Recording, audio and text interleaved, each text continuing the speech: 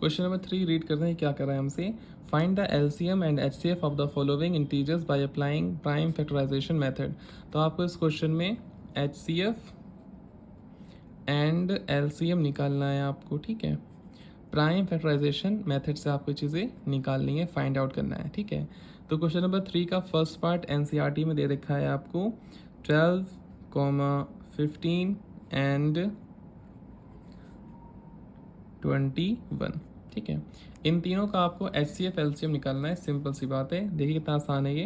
12, 15, 21 इन सब की निकाल दीजिए prime factors.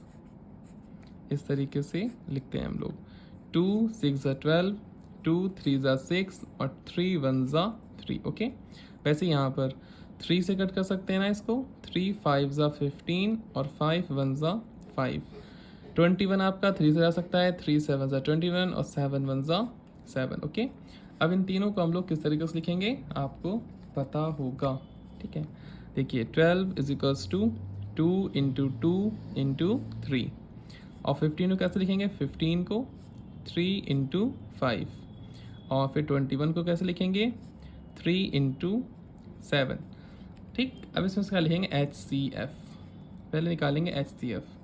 H C F means क्या होता है, जो चीज़ें आपकी तीनों में हों। अब देखिए 3 यहाँ भी आपका, 3 यहाँ भी आपका और 3 यहाँ भी, जो चीज़ें तीनों में होंगी वो आपका क्या हो जाएगा, यहाँ पे 3 आपका एच सी एफ हो जाएगा, ठीक है। यहाँ गोला बनाने का वो नहीं मिल रहा था, मैंने इसलिए अंडरलाइन कर दिया इसको। एल सी एम कैसे निकालेंगे, 3 तो जो कॉमन है उसे एक बार लिखते हैं हम लोग, बताया था मैंने आपको। इसके बाद देखिए 2 इंटू 2, ठीक है। 3 तो लिख चुके हो ना एक बार, आप बार बार नहीं लिखोगे आप, फिर 5 और 7 लिख लोगे बस। 5 × 7, ओके। अब जब इन तीनों की मल्टीपल करेंगे कितना आएगा, देखिए 5 35, 35 2 70, 70 2 140, 143 से जब आप करोगे तो आपको आंसर मिलेगा 420। कितना मिलेगा आपको 420। This is your answer. तो क्वेश्चन नंबर 3 का सेकेंड पार्ट क्या है देखें। यहाँ पर आपको नंबर दे रखे हैं 13, 23 एंड 29, ये आपको यहाँ नंबर्स दे रखे हैं, ओके। अब इन तीनों के आपको प्राइम फैक्टर्स निकालने हैं, 17 का, 23 का और 29 का। तो कैसे निकालेंगे हम लोग, देखें ध्यान से। तो 17 तो प्राइम फैक्टर है तो 1 से ही जाएगा आपका। 23 भी प्राइम फैक्टर होता है आपका तो भी 1 से जाएगा आपका।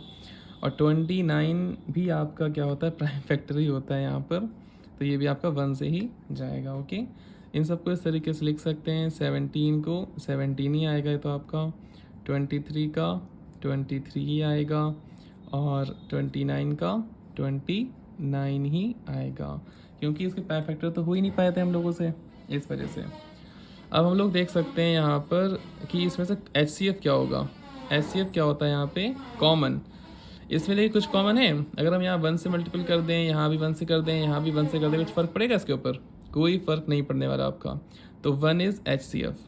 एल सी एम निकालना है अगर आपको तो आप इन तीनों को मल्टीपल कर दो, 17 इंटू 23 इंटू 29।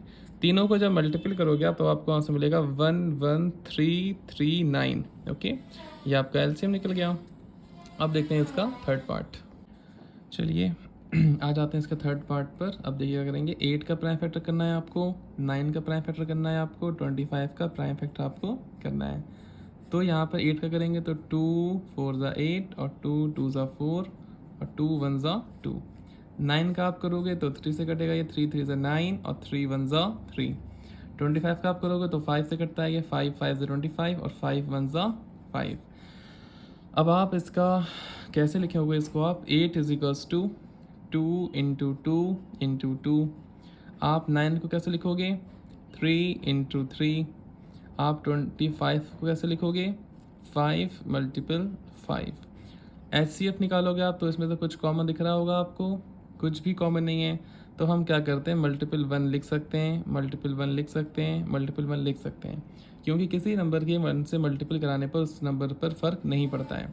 तो एच सी एफ आ गया इसका 1। अब एल सी एम क्या आएगा इसका, इन तीनों को मल्टीपल सबको लिख दो यहाँ पर कि 2 into 2 into 2 into 3 into 3 into 5 one one आप नहीं लिखा मैंने क्योंकि उसका फ़र्क नहीं पड़ता आपके मल्टीप्लिकेशन के ऊपर 1 से मल्टीपल करने पर। तो एलसीएम क्या आ जाएगा यहाँ पर, आप इसकी मल्टीपल कर सकते हैं। इसकी मल्टीपल करने के बाद आंसर क्या आएगा, 2 2 ज़ा 4, 4 2 ज़ा 8 और 8 9 ज़ा करेंगे, फिर 8 9 ज़ा कितना होता है 72।